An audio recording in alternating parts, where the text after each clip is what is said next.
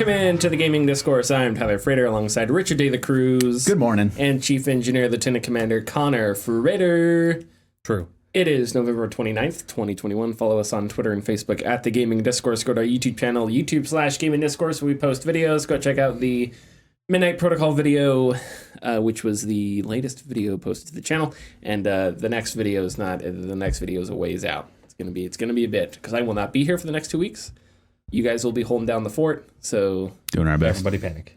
Everybody go crazy. The cat's away, baby. And we have no clue of what to do. So it'll be a bit before the next video is up. There is some news, a little bit of news. We'll be talking a gender discrimination suit at Sony and Dragon Age 4. More changes coming for Bioware at Dragon Age 4, which that seems to be... Every year we get like a new... Does anybody really care about Dragon Age 4? Maybe the devs? I could give you a lot of people that care about Dragon Age 4. Me and only me. Anyway, so let's talk games. Richard, you and I have been playing Deathloop. I played a little more this last week, yeah. And I've come to the conclusion that it's the best game I've played this year. Yeah. I want to finish it because I just may have that same opinion. Okay. Yeah, definitely. I would not be surprised if by the end of the game, I don't think this is a spoiler. Well, no, because it's just an opinion. It's just an opinion. I would not be surprised. In theory, yes. I would not be surprised if by the end of the day they somehow say this is part of the Dishonored universe. No, I got that feeling too. Yeah. I mean, first of all, it's Arcane, so there's already similarities there. Yeah. The shift ability is Blink. Is literally Blink. Yes. Well, also, and then you have the other ability that links 5 people together, and if you do a headshot, they all get headshotted. Oh, really? Is that in there? That's in there too. So the only thing I would say against that is I found an Easter egg that has the Dishonored logo. Okay. So, but it still could be the Dishonored universe. Yeah. But one of the, because there's those arcade games you can press X at, and then it does like a little funny animation on them. There's like a Doom one. The rat one is the Dishonored. But one of them is a Dishonored logo on it, and you press and the Dishonored logo like dances around or something. Yeah, it kind of spins. But I mean, it still could be in a Dishonored. Well, the slabs have like runes on them as well, and you could probably, in a roundabout way, kind of like tie it all together. So. Yeah. That I wouldn't be surprised at all. And it reminds me of Dishonored in a way that you could sort of break the game in Dishonored with some of your abilities. Oh, yeah. Like the story I always tell is at the end of the first Dishonored, I had Blink, and the last level is like a castle in the middle of the ocean or something. And there are these giant wires that run up the castle like a bridge, but they're too high for you to get on. But I found a way to blink on top of one, and then I just passed by like 90% of the level, and I dropped, and I had to kill 2 dudes, and I was at the boss fight, and that was the final level. So that wasn't necessarily intentional, but there's a lot of ways you can break the game that I feel like is within the bounds of the game itself anyway, so it may not be considered breaking it. But yeah, I feel like Deathloop is a little like that too. Because I was gonna mention an example, because I had gotten so there are platforming puzzles in the game, right? Now, the neat thing about Deathloop is it's not linear. And what I mean by that is not from a structure standpoint, but from you and I could play through it and we could experience things at totally different times. Yeah, absolutely. I could try something 20 hours in, and it's one of the first things you try, like definitely. one of your early things. So your experiences are completely different because at those times in gameplay, we have different blowouts or whatever. So when you get shift, so shift is blink, you teleport where Colt is, which Colt and Juliana are just... I could hear them talk to each other all the time. Colt They're so funny. Yeah. And Colt is so likable. He's like I'm not even sure how to describe him. Everyman. He's like he's Keanu Reeves, but instead of John Wick, it's Bill and Ted and Johnny Utah. Yeah, like, he's ridiculous. He's fumbling through everything. Yeah, and he's like, oh, fuck, what the hell's going on? And it's hilarious and it's funny. It's really good. But anyway, so Blink teleports you, right? So there are these platforming puzzles, and if you have Blink, you can just straight teleport through them, and you're like, fine. But if you don't have Blink, you actually have to platform through them. Right. And so that's a neat little, it's like, does the game break, Or is it, nope, you just found a way to get just past this another way. puzzle. Yeah, So, absolutely. I guess that's probably the better way to designate that.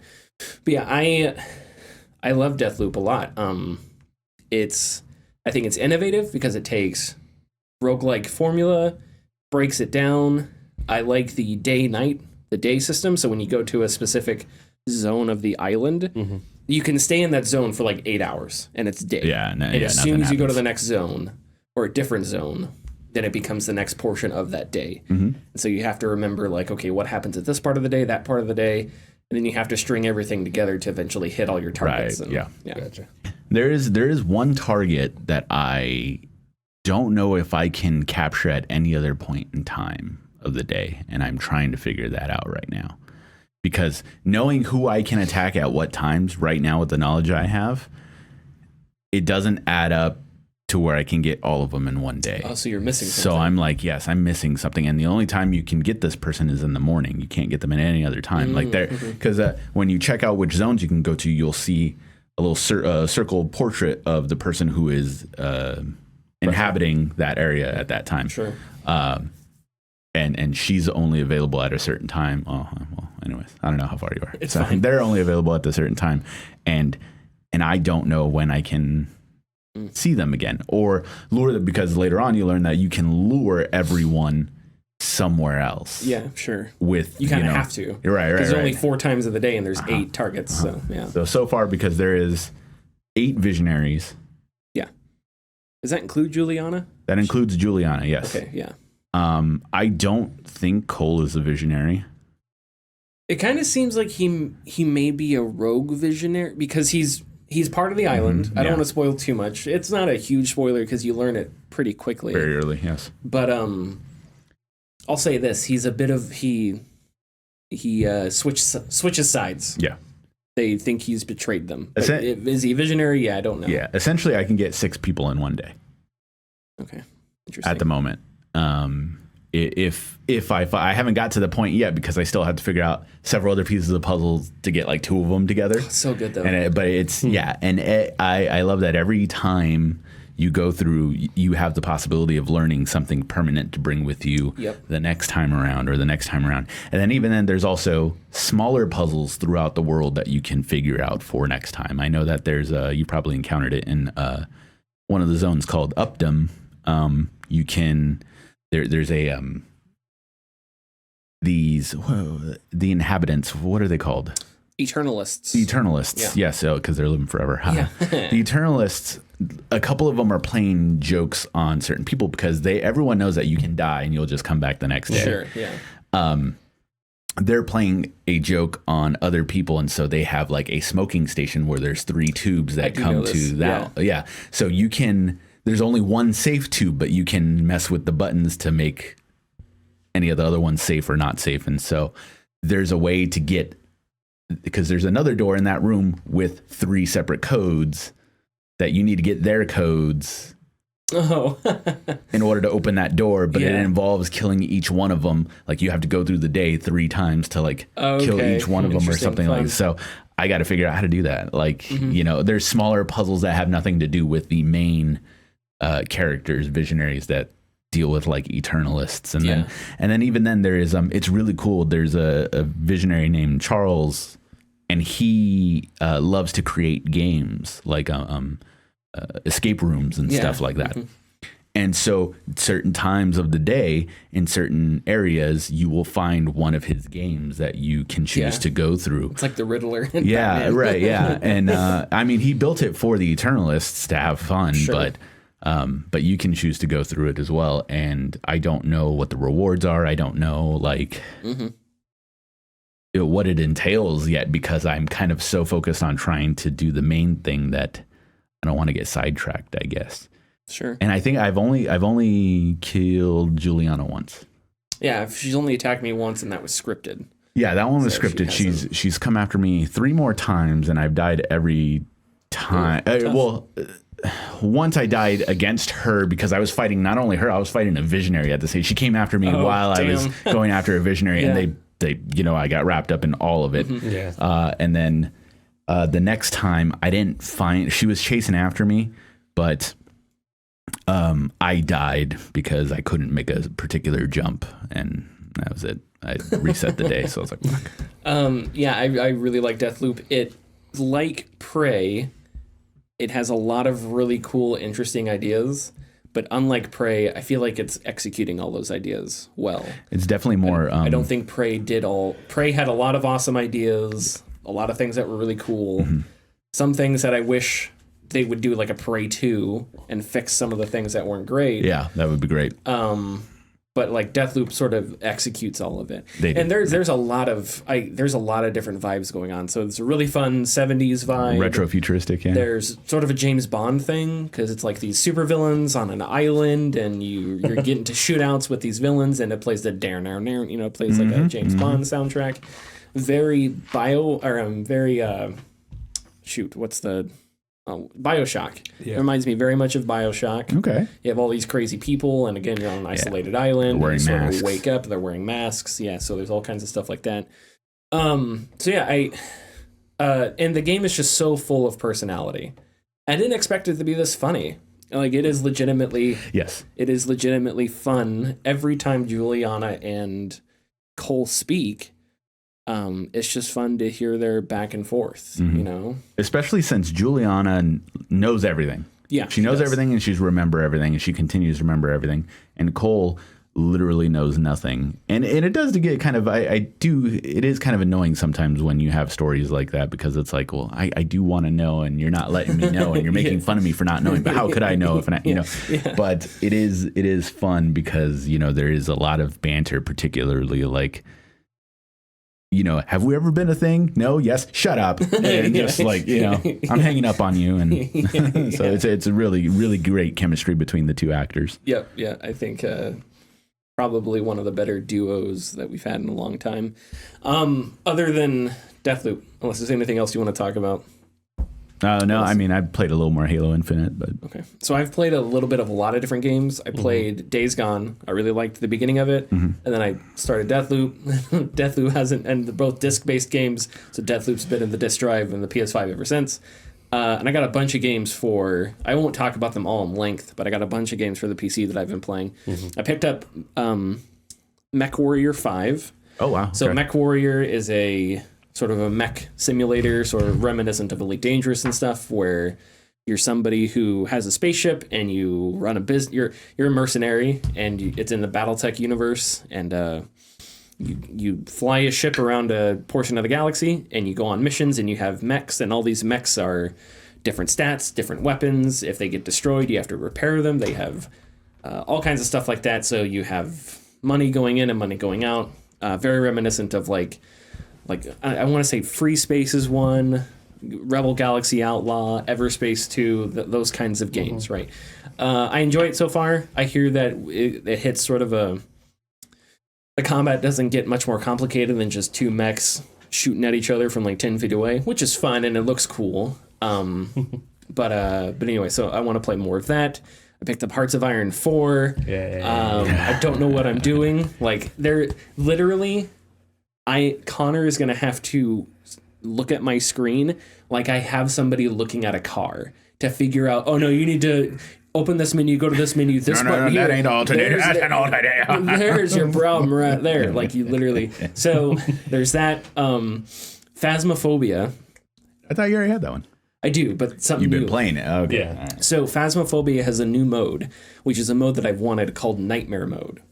So in Phasmophobia, when the ghost, you hunt a ghost, right? When the ghost hunts, it comes after people. If it kills one person, the ghost goes away and you get a few seconds to run out of the house and decide, okay, do we want to guess what the ghost is and make money, or do we want to go try again, right? Nightmare mode, the game gets way harder. Usually you get 3 pieces of evidence. In Nightmare mode, you're only guaranteed 2. Okay. So you just have to use context clues or guess what the 3rd piece of evidence is. And when the ghost hunts, it lasts for longer, and ghosts chain hunt, which means the door's locked, it kills one of you, and it's on the hunt for somebody else. Still stays, yeah. Which is awesome, because that means it could wipe out an entire squad like it's, you know, freaking aliens. And that's awesome, because when you play a lot of Phasmophobia, they've added a lot more ghosts, so that makes it a little more difficult, but it kind of got to the point where it was like we had a beat down. Me and the people I play with, it's just like, it's real quick. It's like, all right, I carry this in, we find the room. Like it's sort of... Do this. Yeah, and even on harder difficulties, it was like we got it pretty down. They made it harder, and nightmare difficulty is a real challenge. And it's the type of challenge where you're not... Even if you do everything right, you could just get screwed.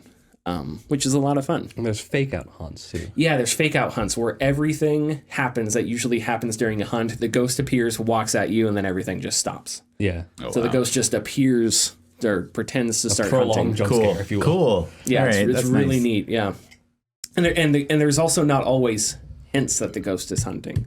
So in earlier versions of the game, so there's a map called School, which is a huge map. You could be on one side of the map, the ghost starts to hunt, your flashlight flickers, so you know the ghost is hunting, so I need to hide. Yeah. Now, the new thing is that only happens within proximity of the ghost. So, like, if you're on the other side of the school, the ghost could be hunting, and you have no idea the ghost is hunting until you turn a corner and all of a sudden your flashlight starts flickering and the ghost is on its way to you rather than about to spawn, which is terrifying. Because we played a game when we were at high school. We were on the wrong side of the school. We didn't know it. We left. We decided to guess what the ghost was. And at the end, it shows you your stats. And it was like, ghost hunts survived. And we remembered 3, and there were like 5 ghost hunts. So there are 2 that we were so far away, we didn't even know it was out for blood, which is kind of terrifying because at any moment, if you just walk a little too far, you can, draw it towards you. So that's cool. There's one more game I want to talk about, but it's going to take too long because it's... but Connor, I guess you're going to talk about it. I don't know.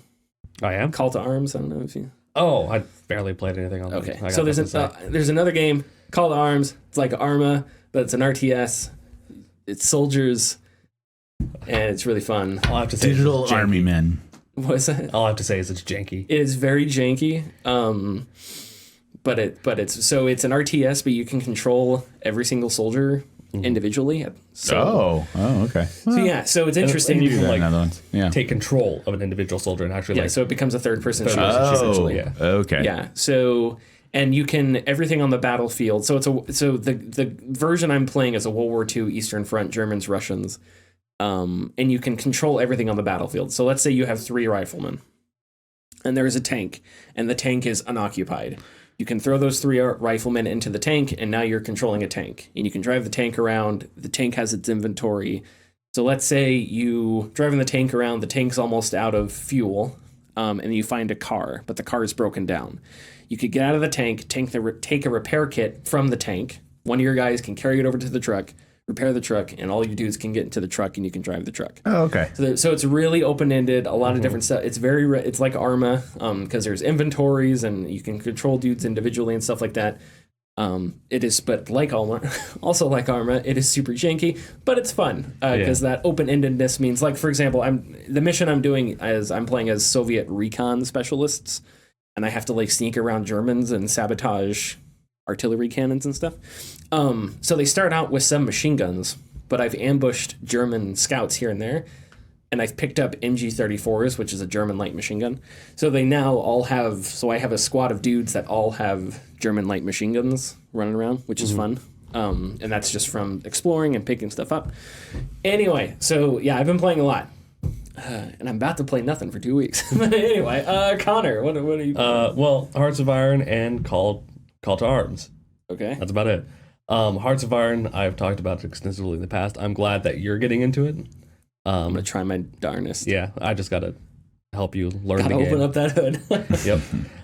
And Call to Arms, like I said, very janky, and really swingy, because you said that in that first mission I played, that you said that it was very straightforward for you, and I had to restart the mission because nothing went Nothing went your way. Yeah, nothing went my way. I mean, it's the age-old saying, a plan never survives first contact with the enemy, but it's like there was nothing I could do about the plan because there's like no information you get. It's just, all right, here come the enemies.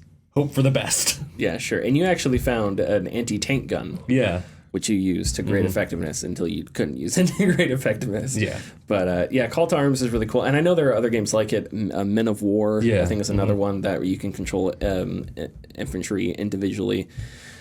But it does give you an advantage because like one of my complaints with Company Heroes is always like it can be such a pain to try and get a tank to do what you want the tank to do. So now imagine if you could just control the tank yourself, it'd be so much easier. And you could position it in much more clever ways to hide it and stuff like that. And you can do all that in Call to Arms. One thing I discovered, I don't know if you discovered it until it happened with me, but there's time scale in the game. So you can make the game go slower or go faster. That persists in the cutscenes. Yes. So if you have the game running at super slow speed and a cutscene starts, the cutscene takes forever. Yeah, and the cutscene you watched was just like a camera pan to show, hey, send one of your dudes over here to build this. And it usually takes like 5 seconds. Yeah. But you were in super slow mode, so the camera like was panning real slow. And you can't change the time speed in the cutscene. Or skip the cutscene. That would drive me crazy. Yeah. A lot of jank. Okay. We want to give a massive shout out to the sponsors of this episode. They have been silently supporting us since the very beginning, and we felt it was time to give them some love. The like and share buttons have been at our side since episode 1 of the podcast. They can be found just beneath this episode. Please give them a click, it helps us greatly. If you're feeling lucky, click the bell icon to enter for a notification anytime we post new content. You may be surprised by what you get. The Dragon Age 4 senior creative director has left Bioware. Matt Goldman was at Bioware for 23 years and has up and left. Bioware game manager, GM? General manager. Gary McKay, an email to staff, said the departure was mutual and that, quote, we understand that Matt's departure has an impact on you, as well as the game's development. Rest assured, our commitment to high-quality Dragon Age has not wavered, and we will not ship a game that is not up to BioWare standards. We're, including EA's executives teams, have absolute confidence in the leadership here at the studio and the people working on this game to carry our vision forward, end quote. Dragon Age has been through a lot since 2017.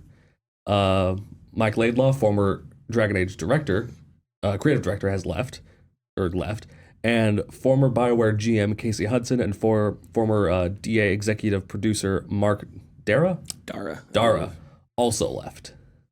Yeah, so it feels like we said this before the show, feels like every 6 months or every year we get something new about Dragon Age 4. Mm-hmm. And just the smallest of things. Yeah, and it's a small thing to borrow a phrase from the political landscape. It's the drip drip drip, right? Mm-hmm.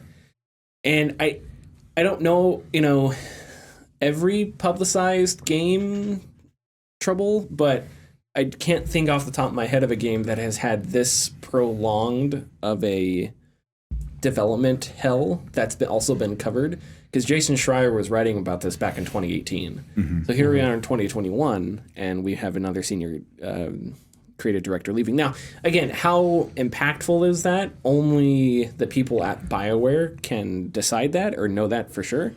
Right. From the outside looking in, it's obviously it looks like that's a challenge, but sure. you don't know unless you're absolutely there. We don't have a lot of information either because we don't know how far along Dragon Age 4 is. Correct. So we don't know if him leaving is something that will truly affect the game. Sure. Completely. It's like he could have waited to a certain point of completion to where he was like, okay, you guys look like you can take care of this. I got to go, or whatnot. So, who knows? Not me. Yeah, Dragon Age 4 is... So, and part of the story is Anthem and Mass Effect Andromeda. Yes. And we have to go all the way back to Mass Effect Andromeda to understand the story of Dragon Age 4, right? And that is because resources were taken from Dragon Age 4 and shifted to these other projects because these other projects weren't up to snuff at the time. And I took notes because I went back and looked at that Jason Schreier story. So the first iteration of Dragon Age 4 was Joplin, right? And Joplin was canceled. And it wasn't, if I remember correctly, there wasn't an indication that it was canceled because EA disliked it or because it wasn't live servicey enough, but because they needed hands on deck with Anthem. I mean, with Mass Effect Andromeda. Yeah. So it's like, okay, we're just going to cancel Joplin. And we'll get up and working on it again when we get, Andromeda shipped or whatever. And then became Morrison. And Morrison, as far as I know, is the iteration that's being worked on. And that was reported to be the more live service friendly Dragon Age. Now, if I'm, Electronic Arts, and this was true back in 2017, there's incompetence there. But you've seen the success of single player games, and you've seen the failure of trying to shoehorn a genre into a franchise that doesn't fit it or whatever. So you would think that if there is executive pressure to make Dragon Age 4 some kind of live service-y thing, you would have hoped that would have faded away, because the evidence is clear that that's not something that you need to do, right? Jedi Fallen Order was successful, and there's been a bunch of other successful single-player games. Not from EA, but that's because they haven't really tried. You know what else has been hyper successful? What? Them making money with FIFA. Well, that's true. Yeah. And that's another part of the business that I don't understand is, they're willing to embarrass themselves in interviews with Eurogamer to defend loot boxes, but you're not willing to, I don't know, to have a division of your company that isn't necessarily raking in the cash nonstop. That bothers me so much, because I just don't see. I mean, well, I guess I do see. It's because, and value for investors and shareholders, and there you go at the end of the day. But it's just such a short-sighted, unsustainable type of existence. And look at the recent products. They haven't been great. And by products, I don't necessarily mean product like a consumer product, but just the results. They haven't been great, and it's too bad. But the solution is there, which is just let BioWare make Dragon Age 4 and let it be a single-player game. And don't expect it to sell as much as FIFA, because it's not. And I would hope if you're an executive or a shareholder in a AAA company, you would understand the market dynamics behind that.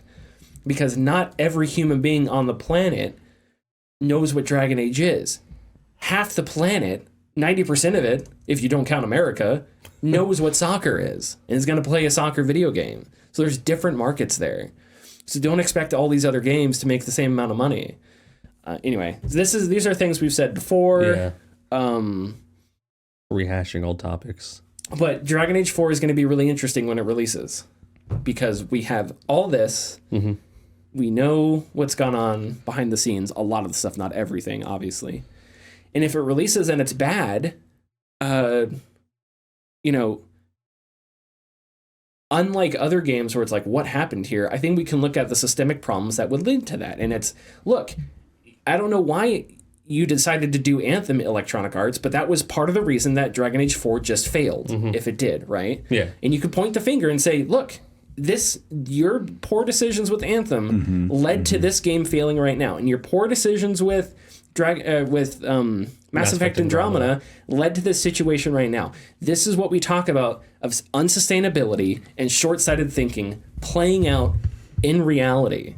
Right. Right? So it's like, now, Dragon Age 4 could release and it could be great. That's the outcome I want. Yeah. So go ahead. Sorry. But if the outcome of Dragon Age 4 coming out and it not being good or up to their standards or whatnot and getting trashed by the public, is that really going to stop them, or is it just another, that's a good point. Them tripping, like they're just going to go to the next best thing, which it looks like is going to be Star Wars. If they can, if they continue going the way that they are with Fallen Order and the, soon to be sequel, there's no doubt they're making another one. Like they could easily just be like, let's not really focus on Dragon Age. We got this money cow here. Like, let's try that. So they're not going to be, I forgot the phrase. God damn it. Won't be losing sleep. Sure. Yeah. And they make enough money from FIFA that no matter what happens. FIFA, Madden, NBA, oh my Lord, NBA. What's gonna happen if it fails is we're gonna have some EA exec be like, see, people don't want single player fantasy games. Yeah. Blake. There we go. We only have that. We only have that for one thing. All right. Blake Jorgensen. I just want to reiterate one more time that I believe it was Chris Bruzzo was the executive that talked with Eurogamer. Mm-hmm. I can't believe that interview didn't get more, because that interview was embarrassing. It was embarrassing, the kind of stuff that look at your comments, brah. It's like, what? Yeah. Are you kidding? You're pointing out my comments in the story about, and then, it happens in real life. Oh, so it happens in real life. It's like, really? Anyway, sorry. Just it's super embarrassing. I think that's all I have to say about Dragon Age 4. I hope this game succeeds, because I loved Inquisition. There's no reason it shouldn't succeed. Like, except that the management behind it is incompetent and doesn't. Well, they're competent in the same way that Bobby Kotick is good at making money, but not good at apparently being a good human being, right? And in the executive world, one of those things is important, the other isn't, and those things should be switched, but they aren't. Sorry, you were going to say something? No. I mean, I was, but it's not something. So I am looking forward to Dragon Age 4, but at the same time, I'm not, because of my experience with Inquisition, and I know that if 4 comes out, I'm going to have to play Inquisition. What's your experience with Inquisition? So I got really into it. I really loved my character. I was really deep into the story, and my save corrupted. Oh, yeah. Mm-hmm, mm-hmm. Yeah. And that'll end your interest real quick. And I'm the single save person. Me too. So yeah, I have an autosave, but it's like, for some reason, hours back, I'm like, I just can't. Yeah. So I think the other thing that needs to be brought up here too, and I don't know how to broach this topic without, I don't want to sound alarmist, but I do think about, like, hey, what do you think of your Bioware? If Anthem was bad, Andromeda was bad, Dragon Age 4 releases, let's say it's bad. Like, that's not good for a development studio, right? No. Right. It doesn't mean they'll go away. It doesn't mean any of that. But that's got to be just disheartening to lose all this talent the past 5 years. And then you produce this game that you've been working on a sequel to for almost a decade. Coming up, 3 years from now, it'll be a decade that Dragon Age came out in 2014, right? Oh, Inquisition? Inquisition, yeah, 2014. Yeah. So it's been out for 7 years, so it's almost been 10 years. So anyway, that's a question I would like to have answered. But again, that's something where it's like the end of Bioware and it's sensationalist, and so I don't want to get I don't know. I mean, but I don't think it's necessarily a wrong topic. Yeah. Considering who else has been tossed aside and canceled because of EA's decisions when it comes to games and stuff. I mean, you look at Visceral Games, what have you. Yeah. Sorry. What have you? What is it? What is the other one besides Visceral? Because I can't. Well, there was Visceral. Who made who was the studio with Star Wars? Were they Visceral? It's Respawn. Respawn's still around. No, I mean with Battlefront? Amy Hennig. That was Visceral. That was Visceral. Who maybe just Visceral. But I thought there were a few other companies, but I can't think of the top of my head. I think if it does turn out to be not a good game, you leave BioWare and you start a new BioWare. Call it, I don't know, Aspire. You just take you just take BioWare and you get a synonym for bio and a synonym for ware, and then you go from there. There you go. Organic clothing. Lifeline. Richard, what's going on at Sony? Sony's getting sued for gender discrimination. Oh man. Oh boy! Actually, this is the first I've heard of this story. It didn't even make the rounds for me. Yeah. Which is unfortunate. Anyways, former IT security analyst Emma, I'm going to say this how I think it's supposed to be said. Maho filed a suit against Sony last Monday, alleging gender discrimination and wrongful termination after speaking out about discrimination against females at Sony. Maho is now seeking court approval to expand her suit into a class action suit.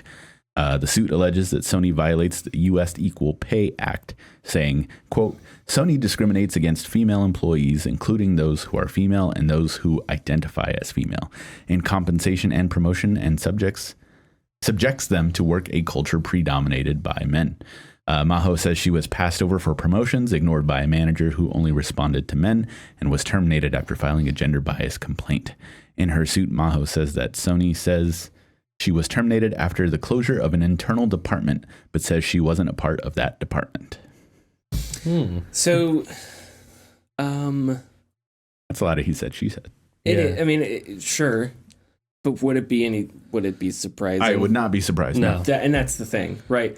Like, there's that saying: one is an event, two is a pattern, three is a trend, or whatever. Yeah. So with Riot, with Activision Blizzard, with Ubisoft, We're already on a trend. and you could say, and this is this doesn't necessarily mention PlayStation. This is Sony. Yeah. So how do you those two things aren't necessarily the exact same, but this wouldn't surprise me at all. And companies just. I go back to this a lot. People are just more willing to talk. They're less willing to put up with bullshit now, and I think that's a good thing. It's a great thing. Not to say that this wouldn't have happened 10 or 15 years ago. This kind of suit, but I feel like with the way that companies are being reported on today, and that's another thing that bothers me when people talk about the games media and how terrible the games media is. Like, did you read anything Schreier wrote when he was at Kotaku? Do you read Axios is this brand new, their newer publication. Newer publication. And look at the past, since they've been out, they've had tons of interviews we've talked about. They've done a ton of great coverage, so, and it's changed the culture. It's made the culture better. There's pressure on Bobby Kotick and videos on YouTube talking about, holy crap, Activision Blizzard is bad. And it's partially due, I think, to, well, one, the California Department of Fair and Equal Housing, but also, because I think there's an emboldenedness in that's been brewing in people because they feel that there's people to talk to that will report and spill the beans on things that executives don't want that executives don't want the beans to be spilled on. There you go. You got there. Thank you. They never do. Yeah. Are we ready for tidbits? Yeah. Tidbit it up. A man discusses the news, but not like the big news, the little news. Little bit. This is the tidbits. The tittiest of bits. Are you debating whether or not to say that? A little bit. Okay. Housemarque is possibly teasing DLC for Returnal. You're probably happy about that, maybe. Yay! We don't know what it is yet, but Housemarque's Twitter account tweeted a photo of a location and/or item or like statue or something that doesn't appear to be from the game. It is an in-game screenshot, but we don't know where it's from. The photo came with the subtitle that simply just said in quotes Atropos with an ellipses and then a question mark. So we might be getting some interesting. I never did go back and get the.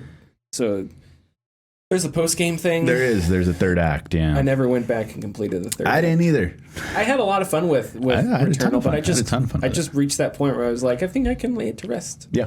Some games it takes years to get there. Other games I play 20 hours and I'm like, I'm good, I'm done. Also, it's just, with something like Returnal, with how long it took to get to that point, I know some people beat it faster than others. It took me a while to get to the end. What it wanted me to do afterwards, I was kind of like, I don't, that's not worth it for me. I understand. So, yeah, for sure. Boss fights were amazing, though. They were incredible. Phenomenal. The Xbox Series S has outsold all other consoles during Black Friday weekend. Really? Yes. But of course, who can find any other console? I was going to say, get Piscatella in here. What's going on? He was one of the few who announced it. But anyways, Phil Spencer somewhat predicted this and stated last year to Kotaku, quote, I think over the generation, our expectation would be that price really matters and that you would see the Series S sell more. Of course, the Series S is $300 compared to the $400 and $500 pricing for PS5 and Xbox Series X. And honestly, it's the perfect device, the perfect standard device for the newest generation of consoles. And he said that they think last year he told Kotaku their expectation would be that price really matters and that you would see the Series S sell more. Interesting. And I think just sort of Nintendo's ball game. Yeah. And I think with more and more people, there are still tons of people who don't know about Game Pass. I had a guy come in today at my work, and he had picked up an Xbox One at Goodwill for super cheap. And I said, well, that's a great deal considering you have Game Pass. What's Game Pass? Well, my friend. And then I told him, he's like, I had no idea, and interesting. And my friend recently got an Xbox, and I told him, Game Pass. He got Game Pass, told him about that. He's like, I could play all this stuff. Like, it's incredible deal. So, yeah. That's interesting because, a couple weeks ago, I was watching college football, and I saw a PlayStation commercial. Longhorns, am I right? Oh, my God. So, did you just Google that? Which team does Tyler hate? I don't know why I would be in a Google search. Anyway. Is Texas A&M is different, right? Would you prefer me to say that? All teams in Texas suck. All right. So, you know what? Just get the hell out of here. This podcast no longer available in Florida Texas. Gators. You're just naming other teams now. Yeah, sure, why not? I love Lamp. Richard, do you really love the Florida Gators? Go South Carolina State. Navy. I love Lamp. I love Florida. Notre Dame. Anyway, so a couple weeks ago, is this a college football podcast now? I would love that. A couple weeks ago, I was watching collegiate athletics. I'll say that. And I noticed a PlayStation commercial. Go Duke basketball. So just go ahead and say your thing. We'll pause the conversation for a second. So Connor, there's the South Carolina Gamecocks, right? Okay. And Connor always wanted. I still want to go to a South Carolina game because their motto is "Go Cox." There you go. All right, so there you go. That's Connor's There you thing. So just imagine Connor, South Carolina Gamecock stands, super enthusiastically say, "Go Cox." There you go. Okay. Man. All right. So anyway, back to refocus. Go, please. So I saw a PlayStation commercial, but it wasn't about the PS5. It was just PlayStation's brand, right? Which I thought was interesting. Mm-hmm. But I didn't notice any Stadia ads, and Stadia ads used to be everywhere. Now, I don't watch TV 24/7, but I thought it was interesting that I didn't see any Stadia. And that's the other thing is, you know what? I wonder why they don't push Game Pass more often. Why not say, hey, play it on the new Xbox with Xbox Game Pass for $10.99 a month or whatever it is, you know? Mm-hmm. Like, why not do that? And maybe they do, and I just don't happen to see it. But I feel like a lot of the places where I see those ads are places where people already know what it is. Mm-hmm. As opposed to a college football game where it's like you have more casual audience that may be watching, you know, and they see, oh, wow, what's this Game Pass thing with this new Xbox? Maybe I should give that a shot, you know? I wonder why they don't push it a little bit harder. And I have seen what you're talking about specifically with Xbox. Usually it's on like YouTube, like ads and stuff like that. So maybe, people probably it does skip exist. them. Okay, cool. Real quick, two anecdotes to two things you guys said. So first off, I guess on our iTunes where we put up the podcast, it still says Frater and Joshua. I can't. I have looked this up many times, and apparently it's like a bug that you can't change. Well, that sucks. Yeah. And then you reminded me the South Carolina Gamecocks. There's a media group called Gamecock, and I remember at the Spike Video Game Awards, they like completely interrupted the Game of the Year, like, and tried to like use the platform for self promotion. I forgot who won. Oh, BioShock won the Game of the Year, and they like went right in front of like all of them and like started talking into the mic and stuff and basically like tried to like take the award for themselves. And I don't remember this. Kanye before Kanye. It was just this weird thing. I don't know why. It was way back in 2000. Was it the Game Awards around in 2000? Yeah, it was the Spike Video Game Awards. Oh, the Spike yeah, that's back when like Joe McHale would sit there and like, video games are stupid, right, Jeff? Yeah. Anyway, sorry. Oh, and then after like Ken Levine wasn't able to talk, like they jeez. They literally. Anyways, I'm going to look that up afterward. Zelda Ocarina of Time's source code has been reverse engineered, which is very cool. All the compiled code in the game has been translated to human readable C code, which is different than the code that is used to create the game. I'm not going to get into it. Nothing was pirated or stolen. These fans simply rebuilt the entire game's code from scratch. As a result, the game plays identically to the original, which is very cool. The same thing happened to Super Mario 64 back in 2019. But since then, nothing has come from Nintendo legally. Okay. So like, there's nothing here legally that they have done that would cause Nintendo to go after them. Sure. Anyways, this simply will allow them to do things like, of course, 4K textures and 4K resolution, 60 frames a second, and pretty much give a straight up port to the PC for these games. This also opens up the doors for other 64 games, but that's a lot of work from these guys. They were just fans who just did it. This is a bit of a long one. The Ubisoft forum board for Splinter Cell Blacklist threatens to ban anyone who asks for support on Blacklist. I'll explain. As of now, the Splinter Cell Blacklist servers are broken, and of course, Ubisoft isn't really doing anything, caring, especially after an 8-year-old game is not, Anyways, fans keep bugging Ubisoft to fix it by flooding support tickets asking to fix, the game. This led to a moderator creating a sticky post on the forum that gave very interesting statements. I'll read a couple of them. Quote, "Rest assured we are aware of the issue. However, given the age of the game in question and the relatively inactive player base, the game team has decided not to devote any further resources into rectifying this issue. My team and I have no input into the decision-making process of the game teams, and by continuing to weigh down the support team with well-known and unsolvable issues only serves to prevent other innocent players from receiving the prompt problem-solving they deserve for other games. Any support tickets submitted regarding this issue in the future will be met with a 7-day ban. During this period, you will be unable to make purchases through the Ubisoft store, log into Ubisoft websites, log into your Ubisoft account, or play through the Ubisoft Connect client. However, you may still play offline. Customer support will not be able to lift this ban. Further offenses will be met with a permanent ban." Hold on. Gotta get my breath in.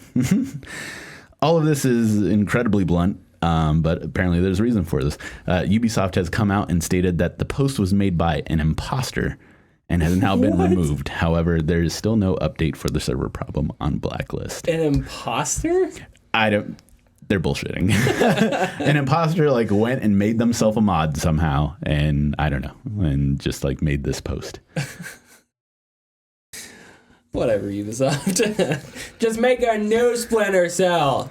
Geniuses. Let Sam rest, okay? Yeah. Well, he's had enough. I agree with that. Oh, okay. At some point, it's ridiculous. He's 80 years old and still Michael Ironsiding it up.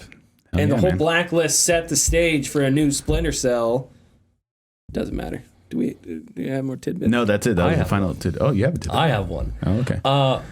Forza Horizon 5 has slapped players with an 8,000-year ban. Hell yeah. For a custom livery they made. That's what they get. Yep. The livery includes an image of the Supreme Leader, Kim Jong-un. Okay. Right. Next to a KFC logo. Wait, what? Yep. With the hashtag #SendNukes. Oh boy. Okay. Yep. Along with a few other logos attached to the livery. Okay, I'm looking at it right now. Wow. Yep. This is either a really well photoshopped image or someone actually made that. I'm sure they did it. People have time. The next time the person tried to play the game, they got the following message: "Your gamer tag has been banned from this feature," with a note stating that their unbanned date would be December 31st, 9,999. Nice. Yeah, they've got images of it. It's either a really nice fake or it's hilarious. Of all the things to get banned for, why can't art in Horizon? You know what? I'm not going to ask why, Forza. because there's probably some kind of racial thing I don't understand or something. We're talking about the internet. That's it for the tidbits. That's it for the tidbits. Hooray! Okay. Is there anything else we want to discuss? You will be gone next week. I will be gone. You guys have the ship. Number 1, the bridge. Here. I'm walking off. This is the part in the mid-season where it's where Picard's over on the Borg ship and you guys are right there. Oh, right. Yeah. And he's like, fire. And then it cuts to be continued. Then I'm down in engineering.